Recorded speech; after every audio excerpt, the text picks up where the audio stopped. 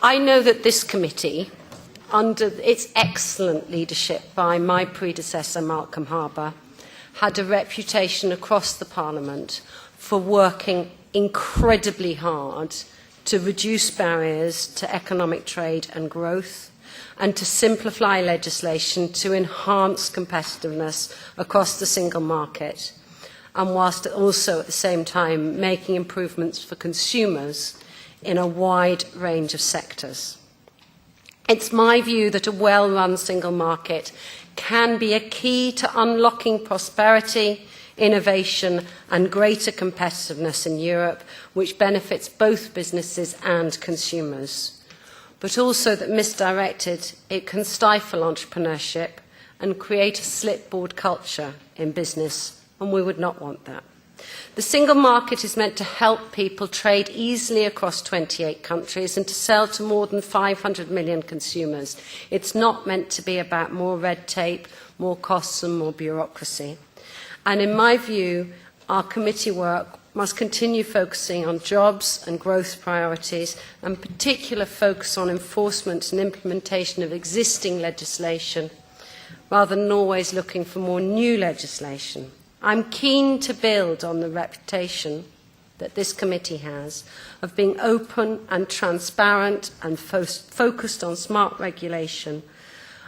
I hope that we will be able to continue Malcolm's approach that he felt so passionately about, to make sure that scrutiny of impact assessments is undertaken because it is so fundamental to better policymakers. And I know that you all were encouraged to use the newly created European Parliament impact assessment. Indeed, this committee was key to setting it up, so I hope we will continue to do that. In my experience, if you want to get things done in this Parliament, you also need to have a good working relationship with the European Council, because there's two sides to legislation. And as a result of the elections, national leaders have asked that the single market be more strongly grounded in principles of conferral, subsidiarity and proportionality. And I think that that is important.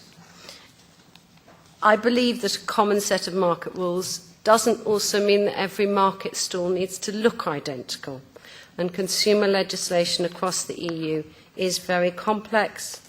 We have many challenges ahead, but there could be great benefits from unlocking the potential of the digital single market and reviewing that cross-cutting role of the single market and consumer protection on a huge variety of issues.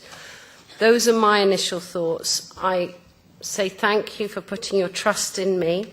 There's many people here who I've worked with before on previous committees, and I'm looking forward to working with colleagues from all countries and all political groups, my Vice Chairman and your coordinators, to hear your views and what your priorities are for the direction that this committee should take during its mandate. Thank you again for your support. My door is always open.